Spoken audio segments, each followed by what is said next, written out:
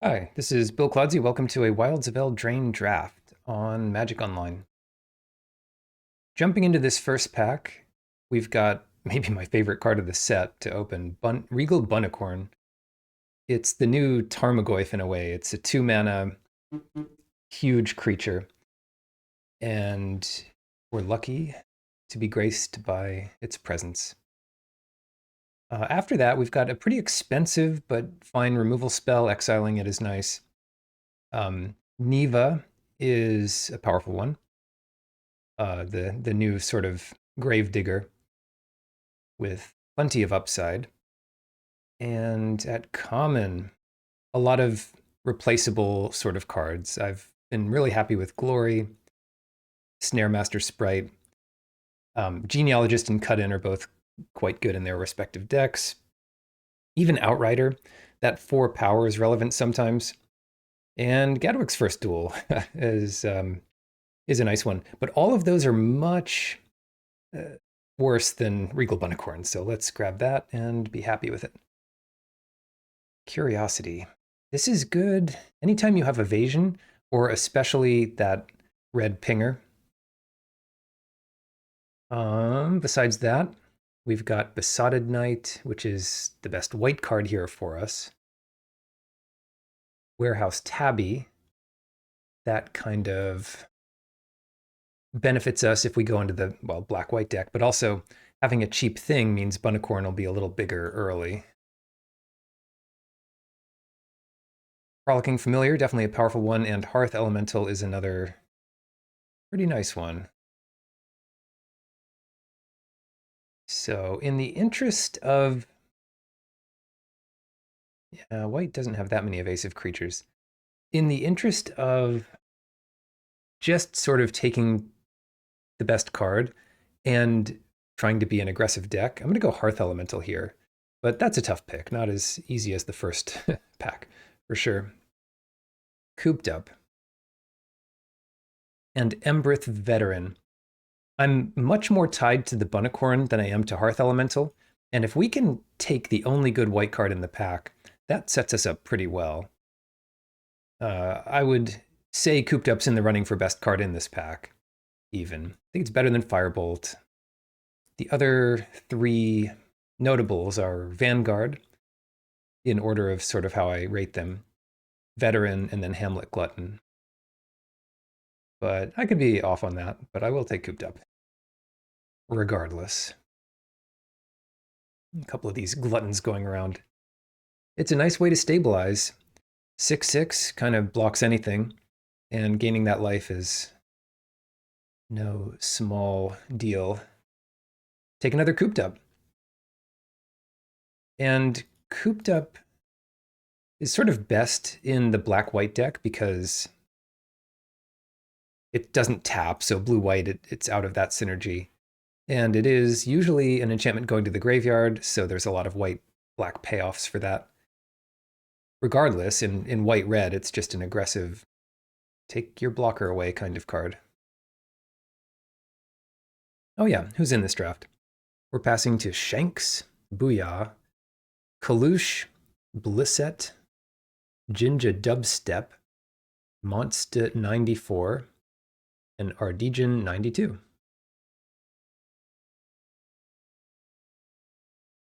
All right, next up, we've got some black coming around, and Sir Armont, and Hatching Plans for that matter. 2 more permanents with the Voracious Vermin. Not a ton of other green coming. I'd say the most powerful card here is Sir Armont. Maybe Hatching Plans, depending on the deck you have. And Vermin is a close second and might be a direction I'm happier to go in. But the Vermin is not necessarily good in the white-black deck especially. It's better in the red-black deck. I'll go for Sir Armont here. Okay, Genealogist. Protect our little bun. Besides that, there's Return Triumphant. I wouldn't mind that. It's better to focus on some creatures while we have the chance. And not a ton of other black cards. This is a little expensive for this format. Cards that used to be good, like 5 mana, destroy something with upside, are a bit slow these days. Even air elementals, 5 mana 4/4s with upside, are tough to justify inclusion in these modern decks. Armont is good because it sort of gives haste and power. I'll go for the genealogist here. A perfect follow-up to Sir Armont. Ooh, a second one. Ambush can be good in some white-green decks that care about targeting your own creature. Never a horrible trick, but it doesn't do much more damage. I'm going to go for Sir Armont here. It cuts it. So for signaling purposes, that's nice. Having both in your hand is not ideal. But I'm pretty happy with it. It's going to come down on turn 4 some of the time if we take Return from the Wilds. Griffin Aerie difficult to get to work. Each time you crack a food, you get a 2/2 that turn. If you can get in the habit of doing that, Griffin Aerie becomes strong, but you have to do that a couple times to make it worth it, and for the times it doesn't do anything, it's pretty weak. But there's some decks I could imagine it working. Another return. At this point, we would love to get some 2-drop creatures, because turn 3 Naked Genealogist is not at its best. I do like Archon's Glory. I'll take another Genealogist, though, in hopes that we get something to do earlier. Warehouse Tabby Wheels. Oh, this is tough.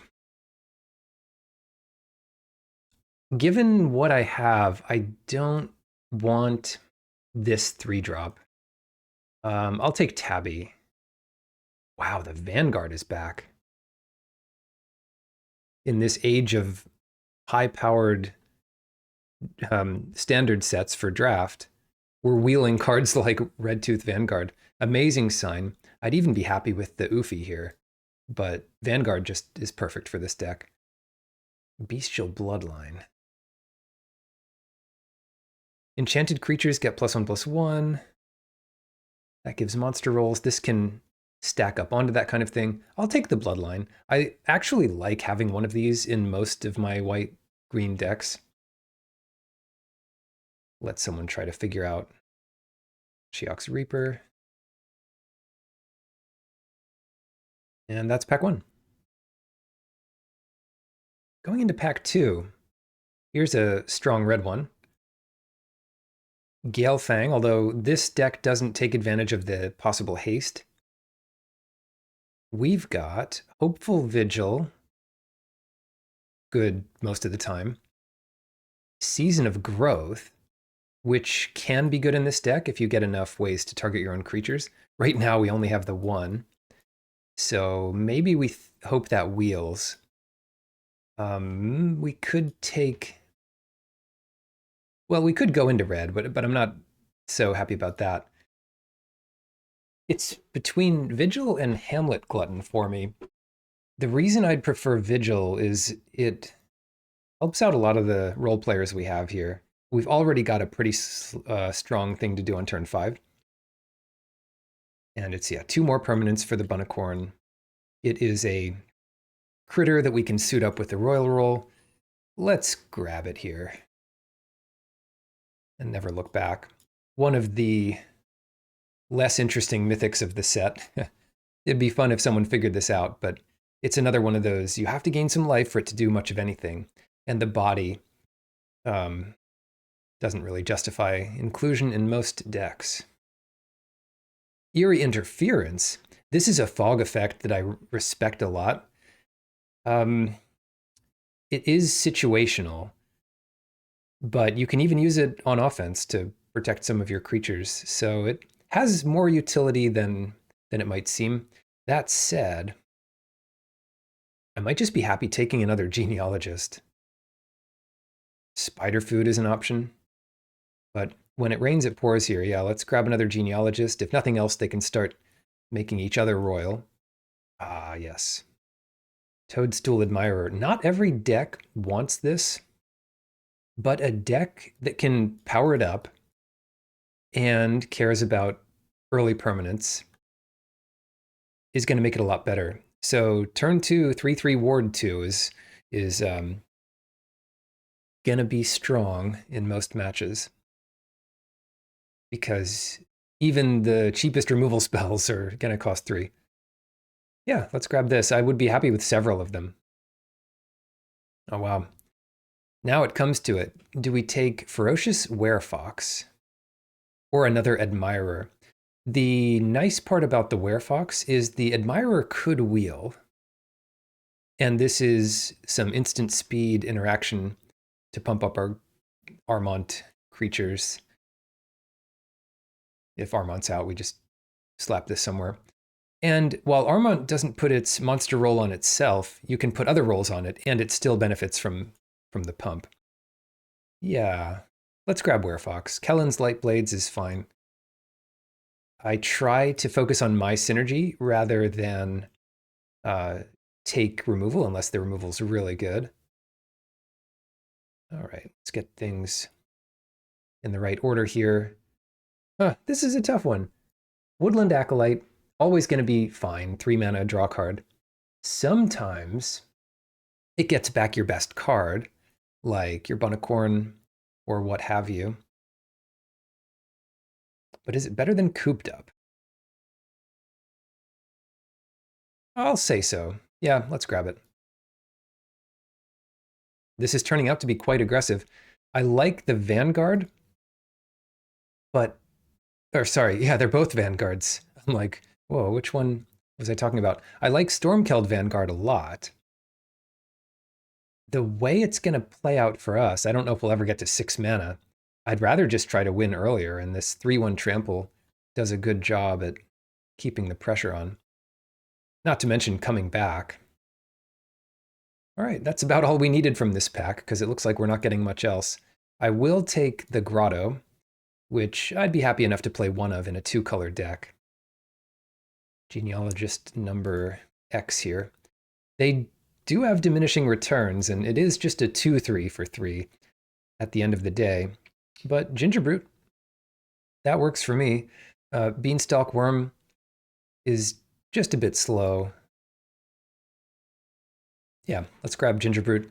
It's something that benefits if we pump it up. Now we've got to think if we want Season of Growth.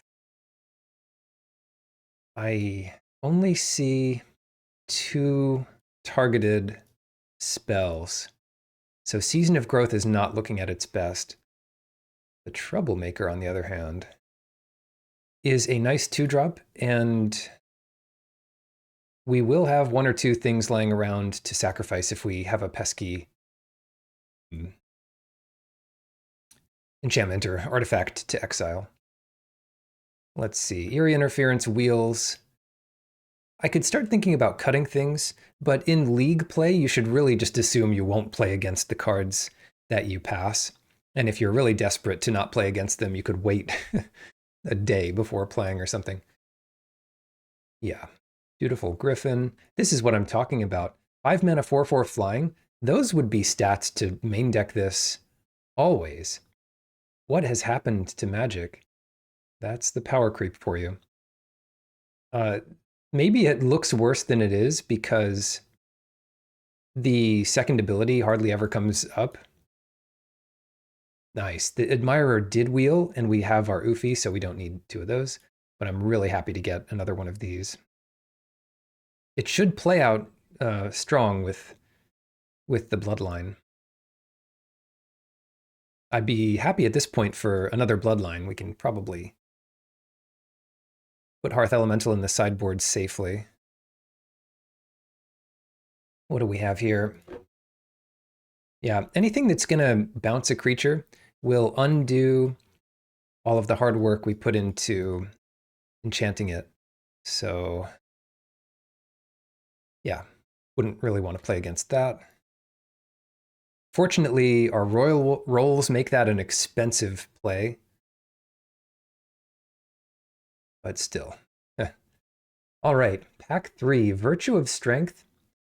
This is going to be better in a format where you're fetching, because then you can just do it turn one and it's kind of like an extra land in your hand. In this format, I don't see it making as much sense. What should we pick? I wouldn't mind a keep guard for this deck. It's the kind of creature I want one of. And if we had much more to do on turn two, I could see playing two or three, but the activation can be nice. I mean, it's not uncommon to have three enchantments in play and six lands and pump this up to a 7/7 or what have you. I'll take the Vanguard. Someone's going to get their handful of gluttons, but for us, we'll take this very efficient card. Oh, now we've got options. How about a Tale for the Ages? It doesn't always get there, but look at how many genealogists we have. That's a lot. So we're looking at six pretty easy enchantments, and we've got most of the pack ahead of us to find some more. And most of our deck is filled up. So we're not really missing out on a key card for our deck if we take this. Very, very powerful. Sentinel of Lost Lore, just a good size of a creature for 3 mana. And pretty good effects. Exiling a graveyard can totally be relevant. Returning maybe the Ferocious Werefox is an option. But yeah, let's grab that. Deck doesn't need many more playables.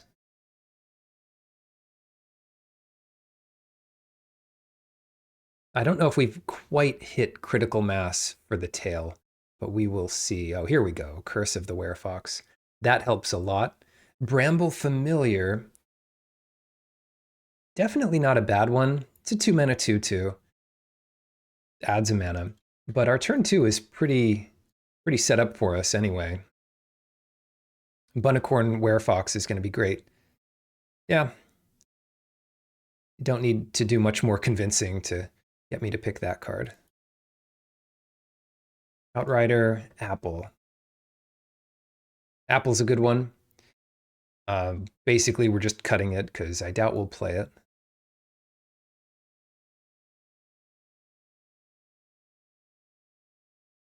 I will mention about the 4/2, where you pay 2 and make small creatures unable to block it. If you suit that thing up, it becomes a real evasive threat. Wow, this is why people pass Sir Armont, because so many are opened in a given draft. It's not guaranteed even one is opened. I don't think we want 3.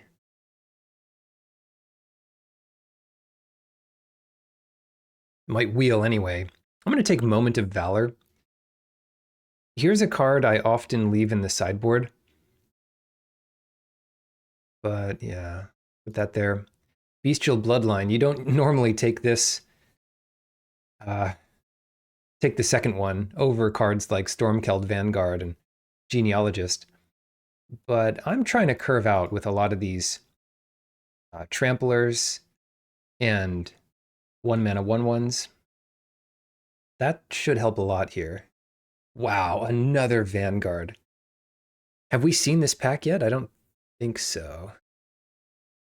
No, we haven't seen this pack yet, so this is kind of our last chance to get a heavy hitter. Greta coming late. The food deck is a little hard to figure out. It might be a little slow. It certainly has the power, though, with cards like Greta. Yeah. Third Vanguard. I'd almost rather have another Admirer, given that we have 2 Bestial Bloodlines now. But I'll be happy with this. Yeah, all our enchanted creatures are benefiting from Armont and Tail. And wow, we do get it. We get Slumbering Keepguard. Let's grab that. It makes our mana balance look a little nicer. Ginger Brute would be totally fine, but the scry effect from this is reasonable. And right, the activated ability comes in handy late, even if you're just threatening to make it a 2/2 and trade with something. Besotted Knight is a gift here. And let's see. I don't care about any of this. I guess I don't want to play against Slinger. Yeah, well, I don't know. You can have your Slingers. You know what? I'm going to take this Swamp. Intangible Virtue doesn't do it. But, Scream Puff has its utility.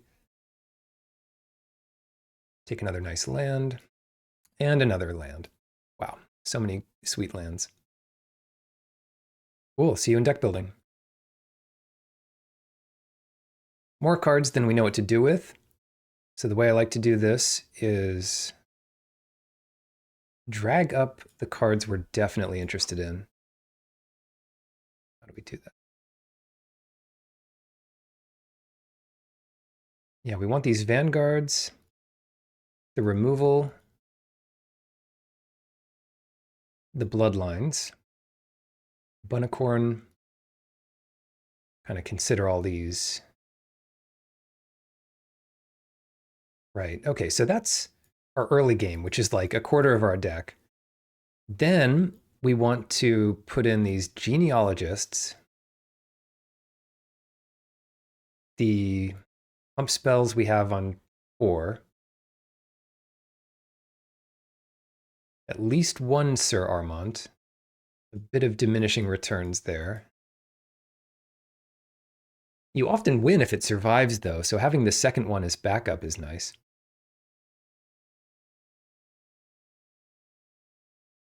Curse of the Werefox.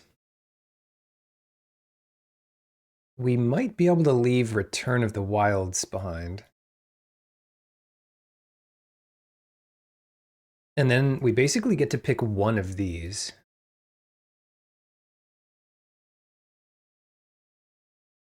And that is a tough call.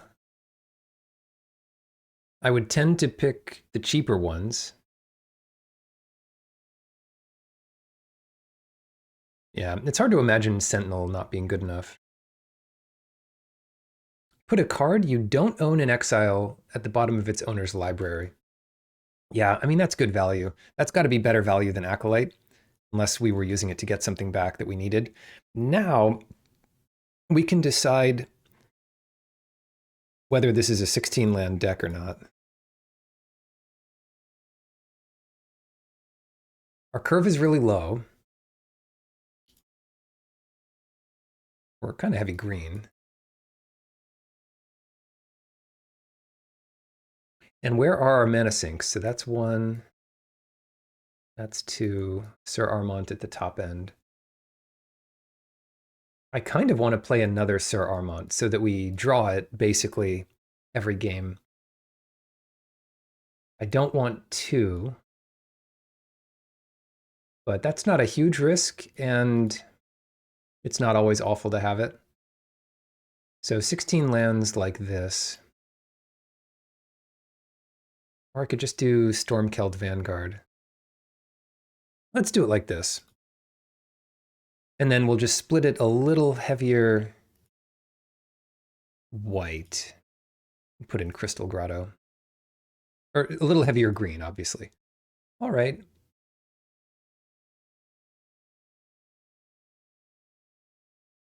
Seven, 8, 7. 8 might not look like enough. You know what? I'm going to do one more green source. And that really gets our turn 1 going. And a lot of our white cards we can wait on.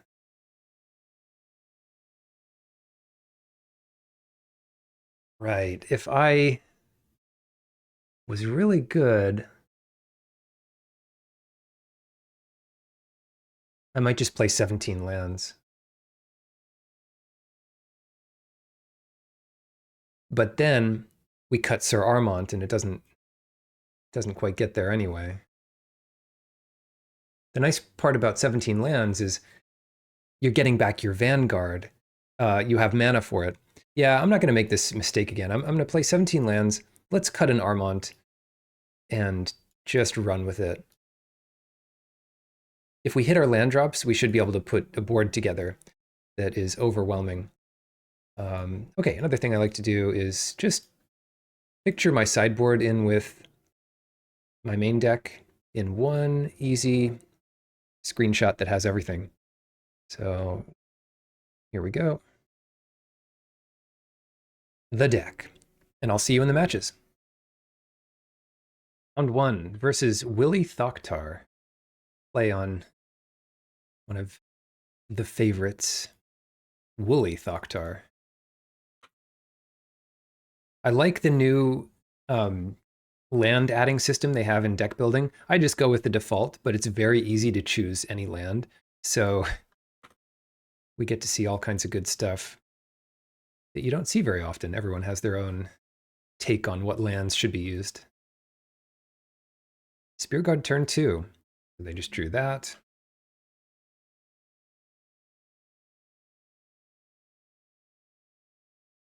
A 0/0 bunny doesn't survive very long. Not that that's what's happening.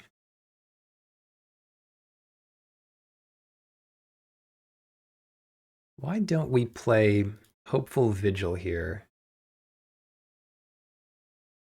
They might attack into it anyway, but the Vanguard gets flicked by a coin, which is pretty bad. And that's a card people are main decking pretty often. They've figured it out.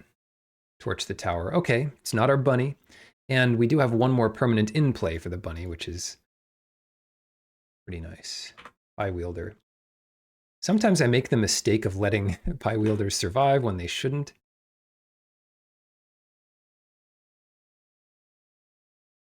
But yeah, what is the play this turn?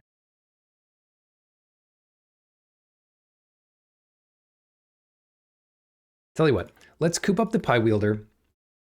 And then next turn we can play 2 critters, including a 4/4 bunny. And if that doesn't survive what they have, we're in real trouble. And then we'll attack with like a 6/6 bunny the turn after. Oh yeah. Almost for sure this will be my thumbnail. Some version of the bunny. All right. Witch's Mark. It's not instant, but it is one of the better versions of this they've printed. It doesn't require you to discard a card on cast, so if it gets countered, it's not as big of a deal. Anyway, let's... Yeah, the Oofy can deal with something, but let's do Vanguard anyway. Because I want the bunny to be as big as possible, so I don't want to get rid of the Vigil quite yet.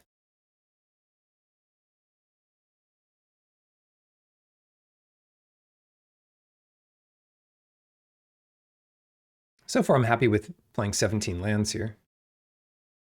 Oh, Archon. That hurt.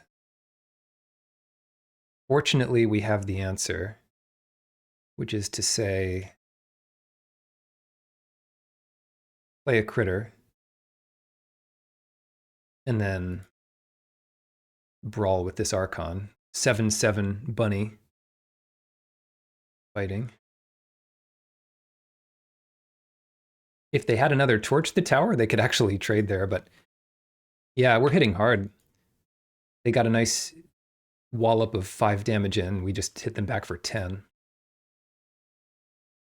And the monster roll is really good. Royal is fine on the bunny, making it regal and all that, or a regal royal rabbit. But the trample, when it becomes this big, might even be better.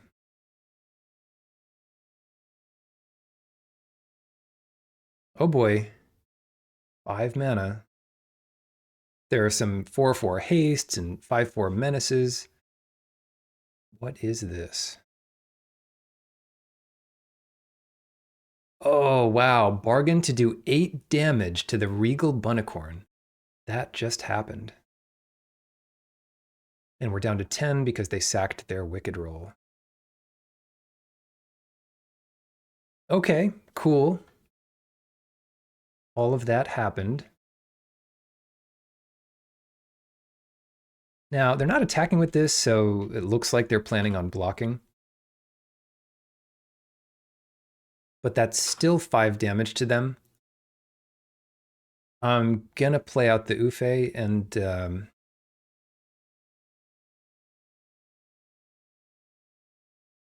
then just sacrifice Vigil later.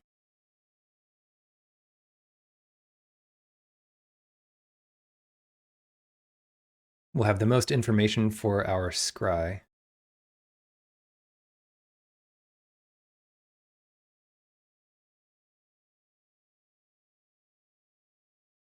Yeah, we've been going back and forth. I'm not too sad about how things played out here. What got exiled? I guess our token got exiled with Torch. And holding this up means if we're desperate, we can sacrifice or exile the Gallant Pie Wielder, although that's fairly unlikely. Cut in, making your guy wicked. No response to that. The rat that gets bigger and bigger.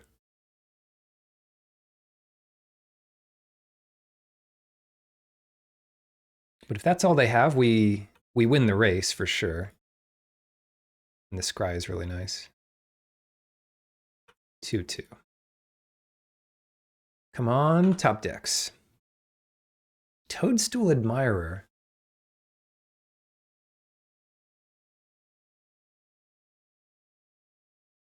What I really want here is an enchantment.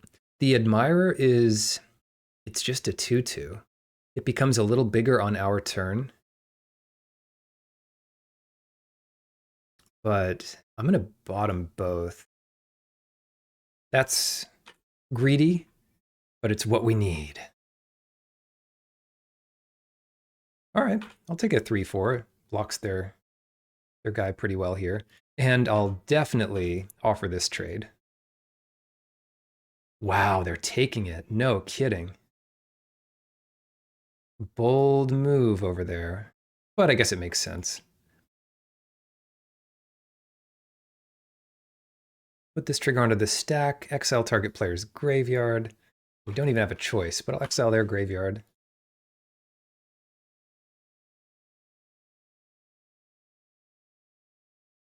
Time to top deck. Almost F6 there, but I realize I could want Cooped Up.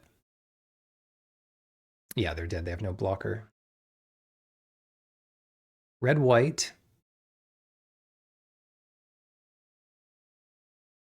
Eerie Interference. Prevent all damage that would be dealt to you and creatures you control this turn by creatures. Okay, so it doesn't protect from their removal spells. That might make it a little weaker. Moment of Valor is perfect because it kills that flyer. What else? Ariad's Tempting Apple. If we could steal that flyer and make all of our creatures into true monsters, that would be the real deal. I will go down to 16 lands on the draw.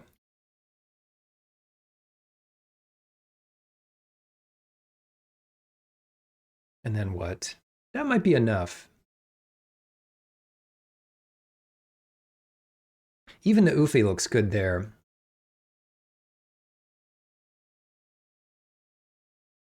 Round 1, game 2. Opponent's on the play, as expected. We've got a cute bunny. Yeah, it's risky against red to play this out. We'll do it if it's our only line. We know they have the right stuff in their deck, but there's no guarantee they have it. Oh. Yeah, well, I don't mind if they put a wicked roll here, but they are making the treasure. It's usually a good play, if not always obvious. Yeah, in that case, there's no point cooping it up, and I will play a 1/1. To brawl with your brawling rares. But they get the treasure. So obviously not blocking here. The potential upside next turn is too great. Yeah, just tap out, please, without killing bunnicorn. Oh, I see. I see. We might take a huge hit this next turn.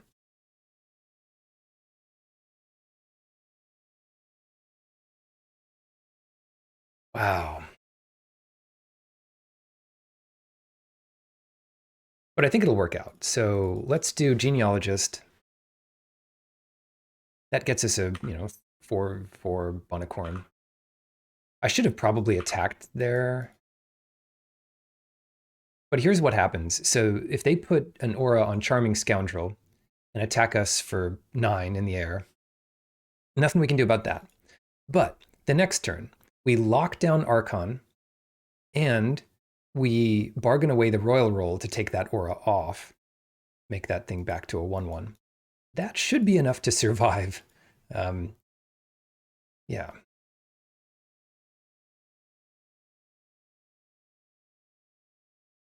So that's kind of the reasoning this turn. The other line there is just to coop up the Archon and exile it the next turn.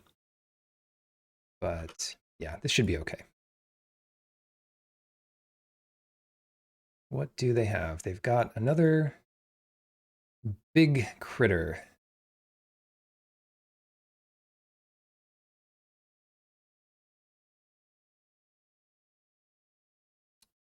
This turn's definitely going to involve cooped up. So let's just start with that.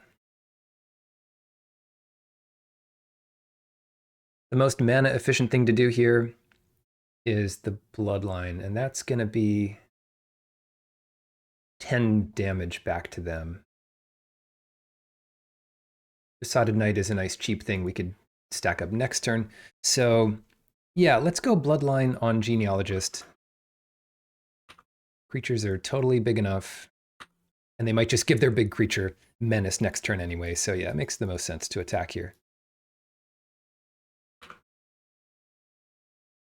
Here's a question. Could we be dead this turn? I could imagine taking 11 at the most, and that's if both their creatures get auras and they get this pump.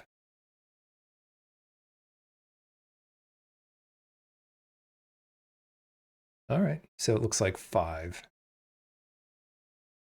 If they want to attack, that's pretty scary because if we remove one blocker, they are out of it. I expect they'll just come in with this. No, they're coming in for max damage.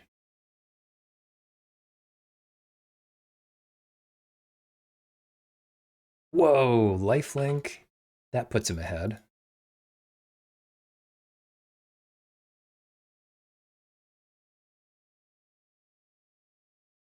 What do we do then?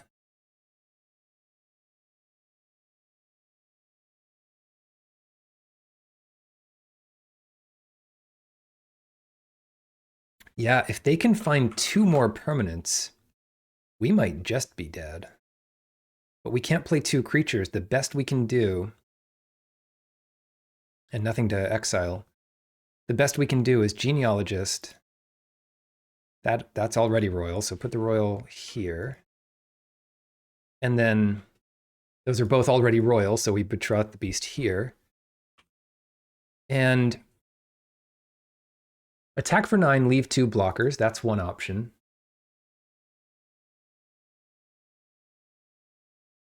Or attack for 14. But yeah, let's attack for 9.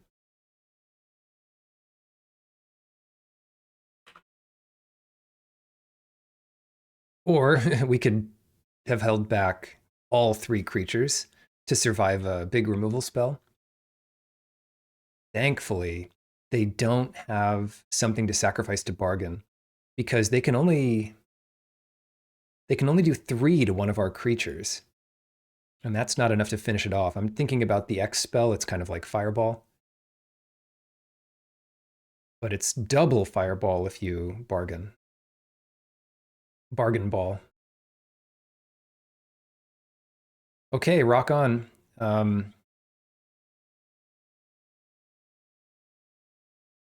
What's our best bet here? I guess double blocking this. Is it always as menace?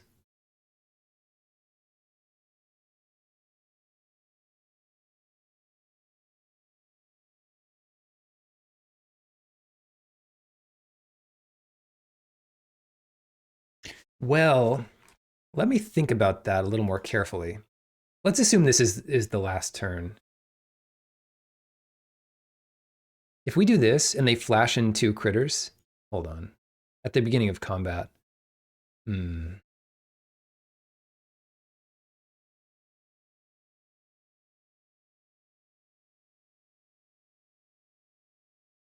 Yeah, I'll double block here.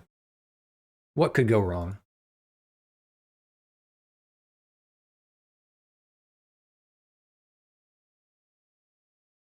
Catapult.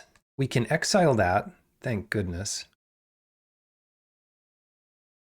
And we should probably just start by doing that. And then if any 2 of these hit, we win. As long as I don't remove the wrong token. So yeah, let's cast with Bargain, sacking the Royal Roll on the bunny. And that exiles your Catapult.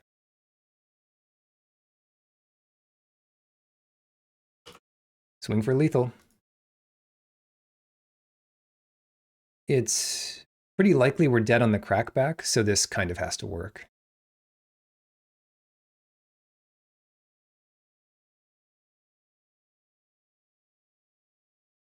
Got there. That definitely got interesting. We had the right stuff. Round 2. We win the die roll, so we take the play. How about this hand? Let's keep it. There's a lot of draws that make this a pretty big oofe on turn 4, let alone turn 5.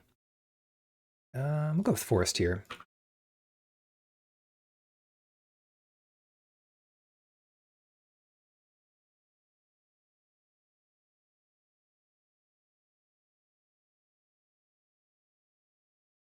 Food shouldn't be a big problem yet.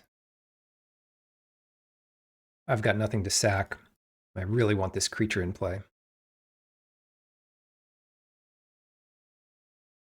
Yeah, the curve out is nice. I would say if we draw another 2-drop and a plains by turn 5, then yeah, we really can't complain.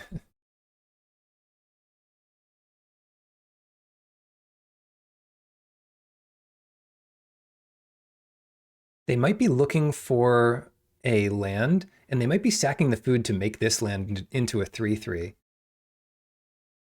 That's what I imagine here. Because they haven't just run out of land yet. But they're weighing the options, like, is it worth having this be a creature? And is it worth losing my food? Or maybe it's something completely different. Time will tell. All right. They've decided not to make their land into a creature, but they did get island and played it. So yeah, that's great. We drew a 2-drop. Now we just need the plains. No unsummon one time. No, unsummon isn't in the format, so that's not a problem. And there is some cost reduction for Bargain, but it's either sorcery or 2 blue. Yeah, next turn is going to be nuts. This is +2/+2, so we're going to give +6 power and toughness next turn around the board. So we'll have a 6/7 genealogist and a 5/5 oofy. And if that's not how you pronounce it, I don't want to know how to pronounce it. And we got the plains, easy. Tail, which what's more intimidating, playing the tail first or the bloodline first? Anyway, take 11. They don't have the extra mana, which they could use to trade with the oofy here. And next turn, it's just over. Because they'll both have trample. They'll have trample, so this adds 3 power total 2 on the genealogist and trample to the genealogist. No! Oh, gross. Well, we'll still have a 6/6 attacking. Outbidder. I can bottom that. And hope they don't counter this unless I pay 2. That would be a story. Yeah. Replace the roll here.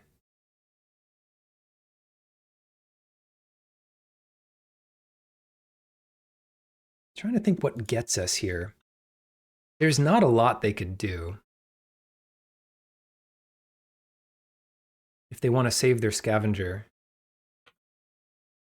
Yeah. Yeah, now I'm wondering how we get rid of our bloodline to bring it back. It's going to be difficult. We don't have a way to bounce our genealogist. There are some white spells that would do that. Not in our deck. We may have a little bit more bargain, but I just can't think of it right now.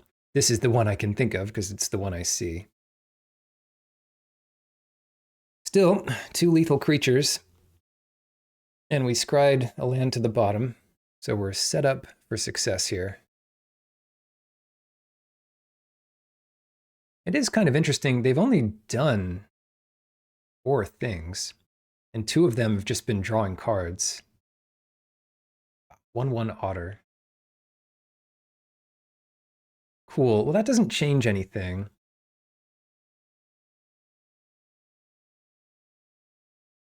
And in green, I'm not worried about like a mid-combat bounce. So let's just go here.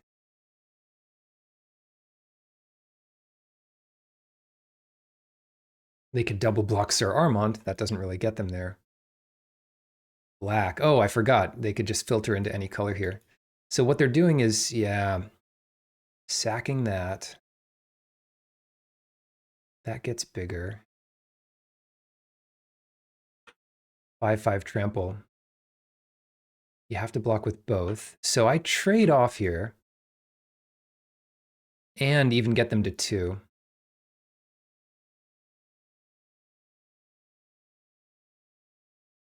I can't imagine needing another land. Actually, I can. Let's say somehow they think their only bet is to kill the genealogist. We lose this. We're going to want all 5 mana. All right, come on, top decks.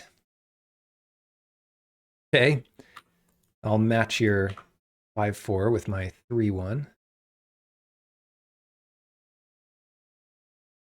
Sometimes I confuse the Redtooth Vanguard with the Bestial Bloodline. The elves in this world all have the same theme. Okay, bounce our guy. At least this keeps them on defense. Like, they'd be hitting us pretty hard here, except for the fact that they have to block. Well, spoke too soon on that one. Thanks for keeping all my permanents in play. 6/6 can even block your stuff. Just on time, this bunny. Now, let's say they draw land and drop a 6/5. All we need to do is get a permanent.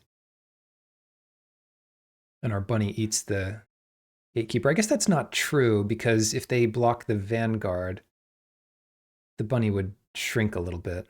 So we need to draw a permanent that's like trample or any aura, really.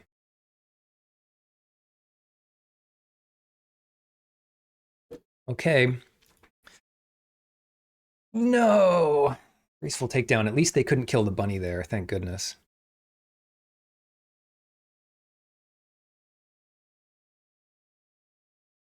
It could be the gatekeeper. They've got plenty of mana this turn.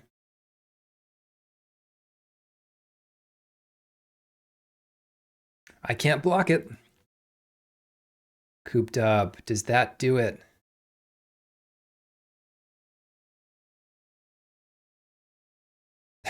Okay. We have to be a little careful here. Okay. One thing to consider, which I probably shouldn't do, is to exile my own genealogist to get bloodline in the graveyard. But better than that, let's make a 6/6 bunny. Oh, I totally forgot about this ability. Thank you, Magic Online. Remind me of all my triggers. And now we've got a 7/7. So you have to lose your fawn. And I've got even a chump blocker here to spare. Yeah, play the land.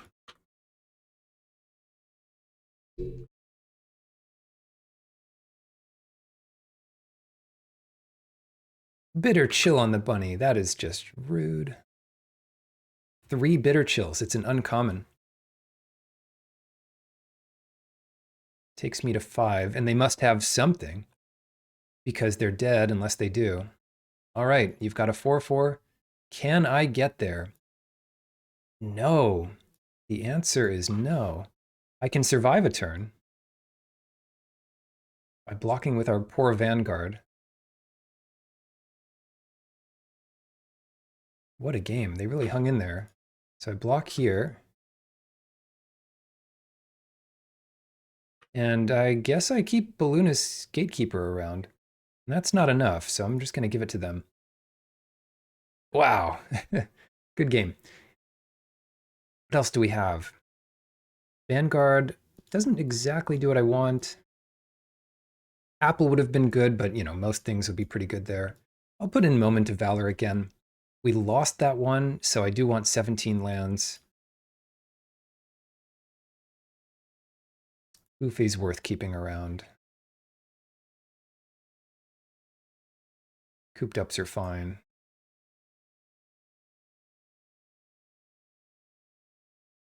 I could cut the Sentinel, although they do have a couple cards I wouldn't mind getting out of exile.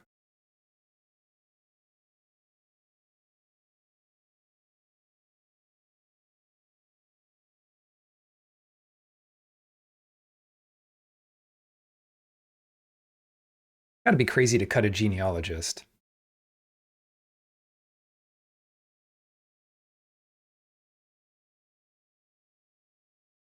Ah, the other thing we need to consider, which I totally forgot about,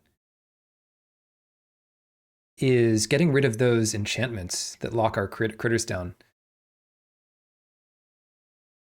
So yeah, let's cut a genealogist and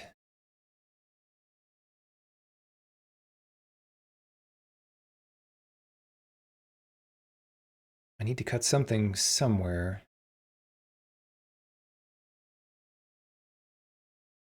Maybe a bloodline. Yeah, let's do that. Interesting sideboarding. Okay. Now I still have 17 lands here, so it's about 1 out of every 2 draws is a land. And I've got so many cheap cards here. I'm going to keep this against my better judgment. But this hand, you know, any land, like it doesn't even have to be a green land. Just any land. Come on.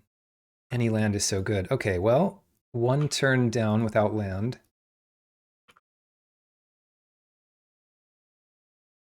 Hatching plans. We got there. Good deal. The trick here is to get another land as soon as possible. So let's scry. That'll do it.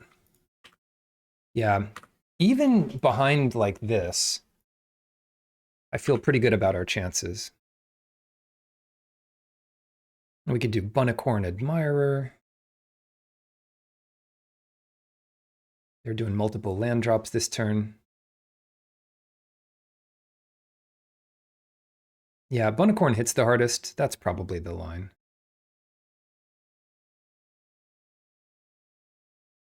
Make a nice little 5/5 on turn 4, I guess. Oh, ouch. Looks like they have to discard cards this turn, though. So plenty of cards, but...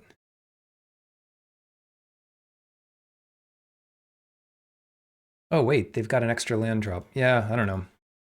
I can't count. All right, there's our land. Bunnicorn, which may or may not get exiled in the near future. and some attacks.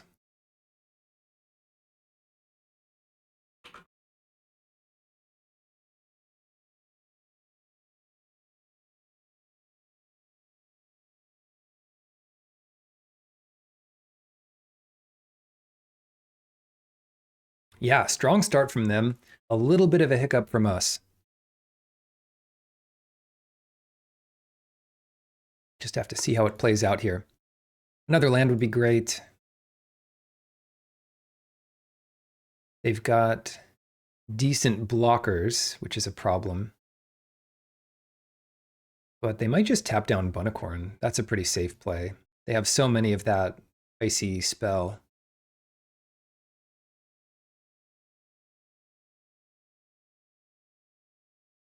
Yep, here comes Bitter Chill on Regal Bunnicorn.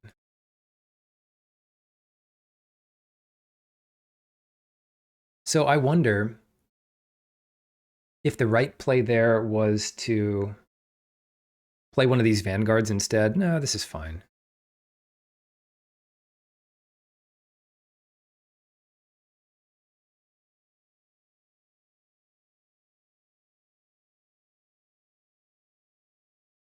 It's I'm thinking of attacking with the Keep Guard, but that's really bad if we have to pay 3 mana just to trade. I will attack here, though. Can't imagine them trading that. Vanguard number 1, another Admirer. We are wide and a little bit ahead on life. Will it be enough? Right now, it feels like no. Bouncing our little guy.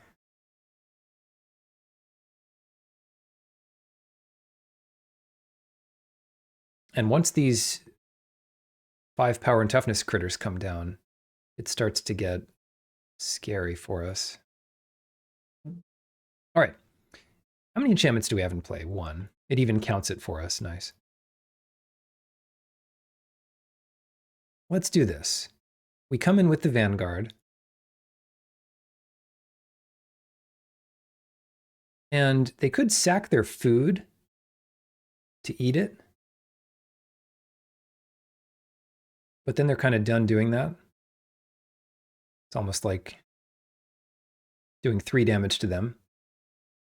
And then we go Vanguard, pass.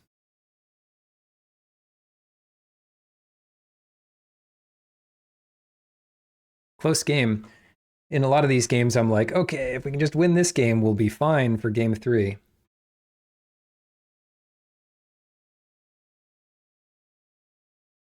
All right, you've got a 5/4 reach. Can we get our thing? Actually, that might be good. The only line we have with it is to pump the bunnicorn.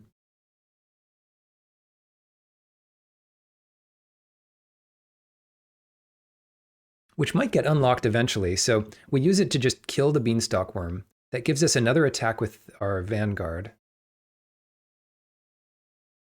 And it gives us a scry to maybe get Sir Armont down next turn.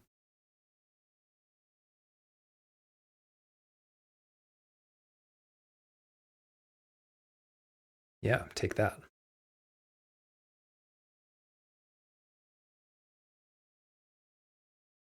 Scry 1. Planes to the top. Can't pay for it, and we fight there. All right, coming in.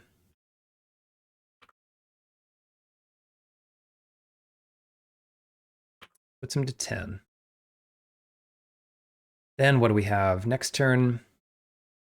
Yeah, let's say they play Balloona. No, Howling Galefang. Ouchies. I'll take all 7. Leaves them with not a lot, but they might have Candy Grapple or something. Bounce the Red Tooth Vanguard. Vigilance is tough.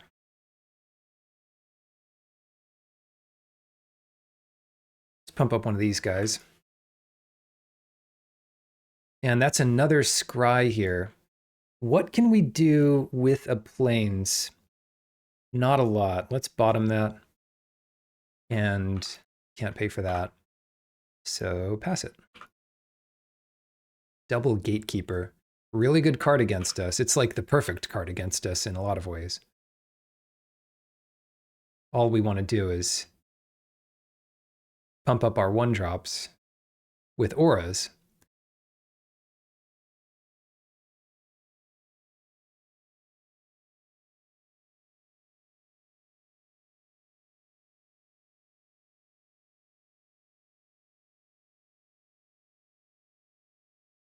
Okay, I'm listening. If they candy grapple away Sir Armont, we still trade here. And at least we don't take the damage. But they might just have something else.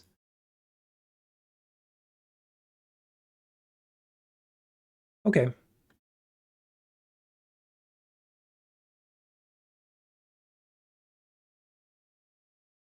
We draw land anyway. So this turn it's Vanguard and add a 1/1 counter to the Admirer. I'll do that before their turn. We're so far behind that I can't risk... I can't risk just scrying and taking that turn off. I just have to assume I'll draw well. All right, another Gale Fang. Their deck is set up.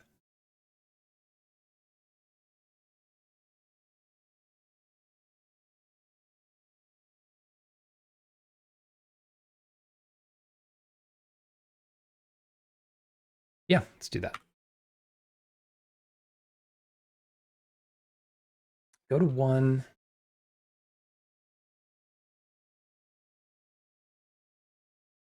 Get our guy back.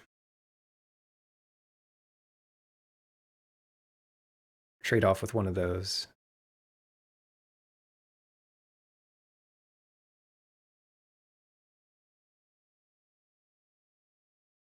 Ginger Brute. Don't think that's good enough. I think we need actual removal.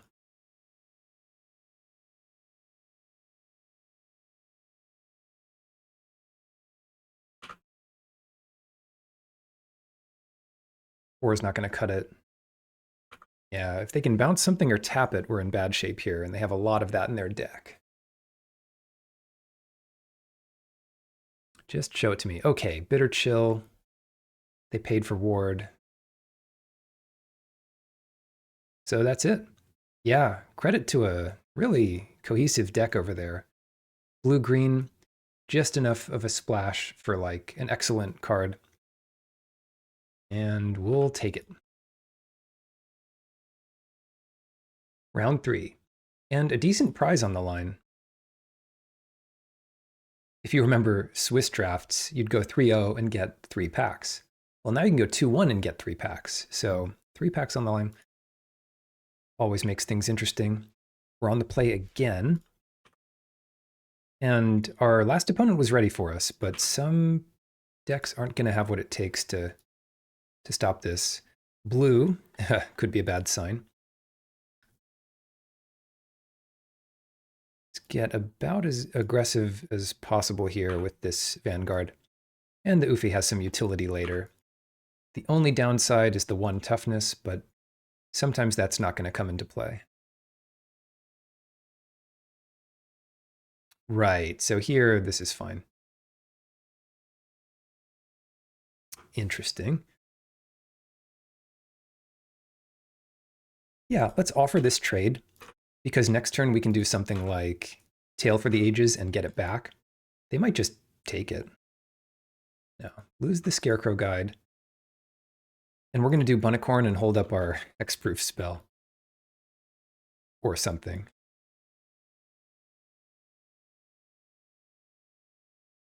Two mana, 1/1. I don't want to see red here. That was not what I wanted to see. Let's start with this. If it enters, this becomes a 2/2. So now's their chance for Flick a Coin. Interesting.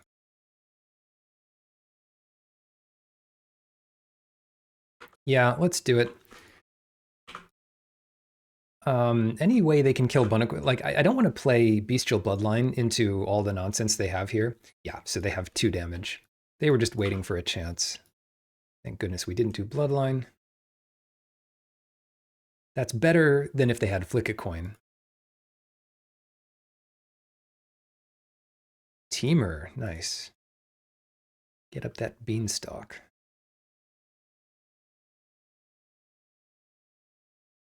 I could exile that, but I don't want to do that right away. Like, maybe we'll let them draw another card off of it to try to get some damage in. Candy Trail, no problem.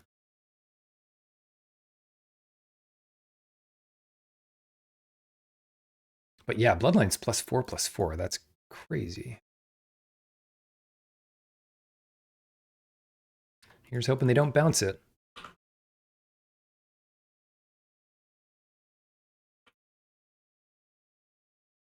They have all the colors they need to sort of get us here. But another Frantic Firebolt doesn't do it on its own. Quick Study. Okay, that's great. That's great. If we untap with this, that's such a big hit. And if we get a land, even better. Oh no, another blue. That's a bit scary. What could they do on their turn? Not too much. So let's just get in for max damage here. Talking 9 damage. 9 damage monster.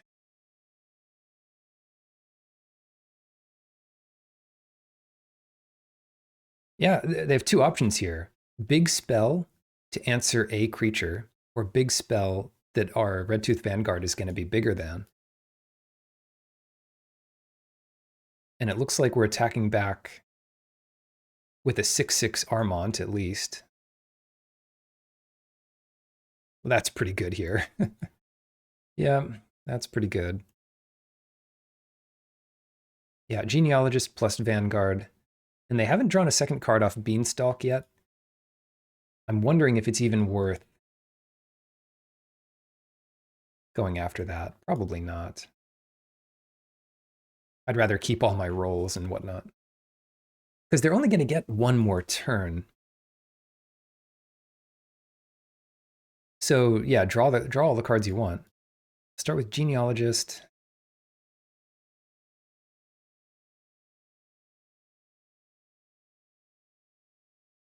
Put you as low as possible. And the ward is nice as well.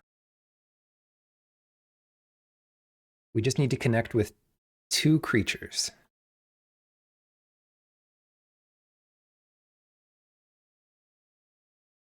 Or Sir Armont alone.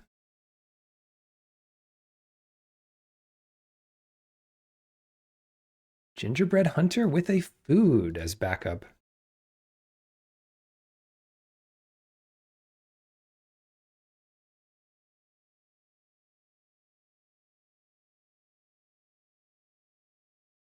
Dang, that's super good. That should win it for us here. I'll go Bloodline on the Vanguard.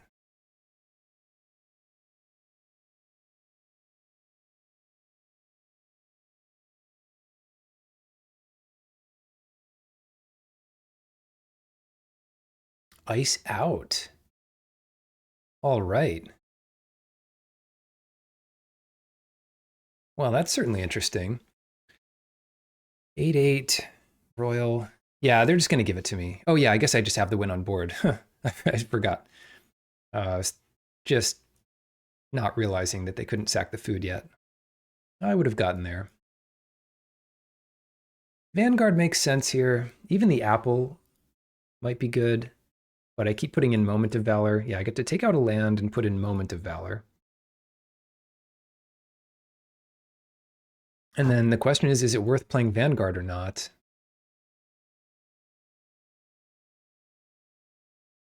I'm going to submit without it here.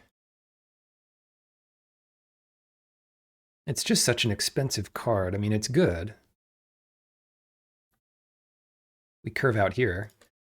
Um, and I don't need to save the Ufi. It looks like it wasn't that impactful, that game. I don't even need to scry yet. Let's just play Gingerbread off Forest and save the scry for when it might matter. I guess if we draw another land, we might think of scrying just so we don't have to draw yet another land. But that's all I can really think of.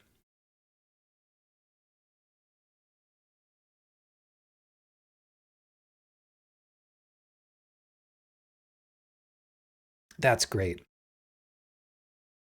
Yeah, what a good draw. So Gingerbread gets in.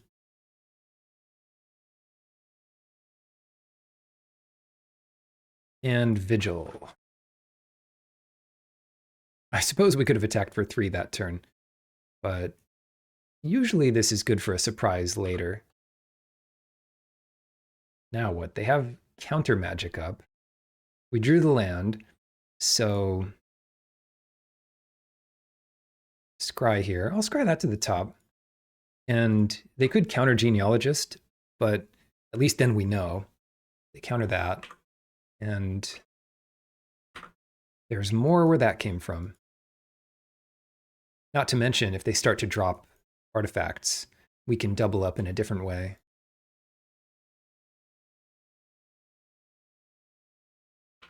Gutsy Explorer.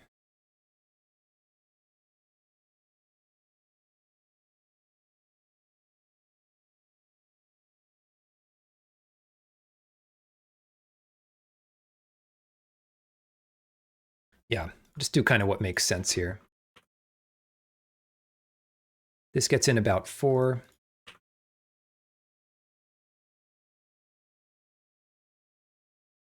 And they might be able to get something like a 5/5 down. And then we have to really think. Is this Mother Goose? Probably. Hopefully not, but probably. No, Archive Dragon. Yeah, big spells and things with X in their cost.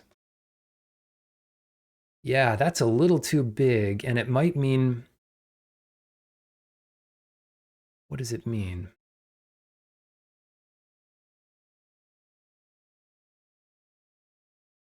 That was a good draw.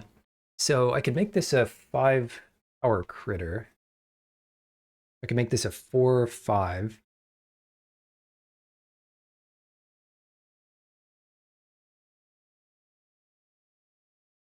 Or better yet, I just attack with a massive Gingerbrute. So if Gingerbrute gets in for 4, we could do 6 this turn. And there's not much they could do in response. I'll sequence it the right way here, which is this, in case they have 2 damage spell or something. I could protect it with Ferocious Werefox. I guess that doesn't work how I want it to. But regardless.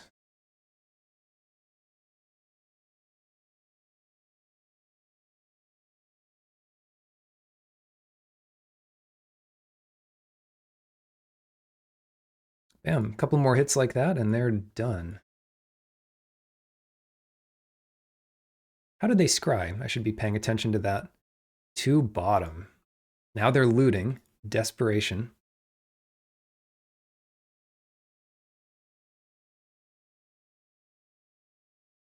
No attacks. Not too surprised about that.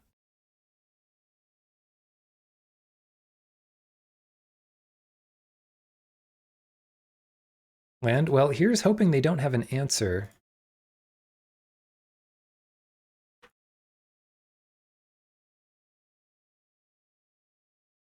Attack with this first, but make sure, of course, to activate it.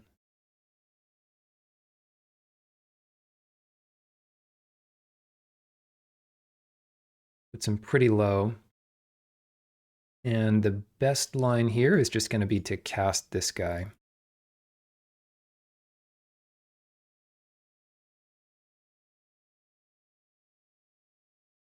It's totally fine, I think, if we can't pay for that. our board should still be good enough. And the Ufi is some nice insurance. A lot of the supposed answers would be taken care of.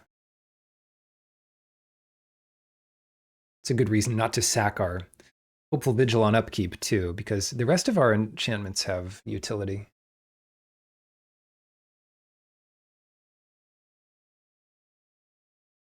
Can this little guy go all the way?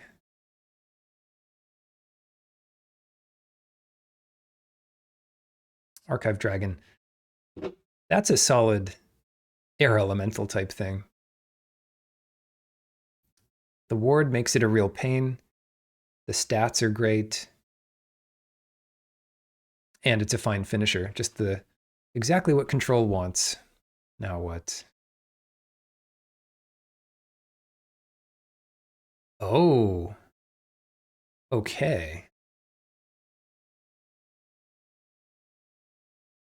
Yeah, I mean, there are some draws in our deck that still win it here.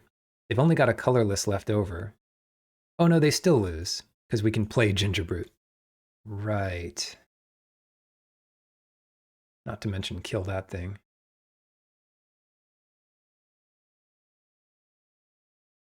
Yeah, I'll cast with Bargain. We'll sack the Vigil, and then I'll get rid of the Extraordinary Journey. Top the Genealogist, whatever. Then when we play this, it's all gravy. I don't even need to activate it. Nice. Yeah, right, because I'd love it if they blocked it. They'd take an extra bunch of damage. And colorless doesn't do anything at instant speed. I am not sure there's maybe like a food token and Gingerbrute that it really does. But yeah, powerful deck, kind of an archetype of cheap creatures and early auras and that kind of stuff. Thanks for watching. Until next time, good luck in your drafts.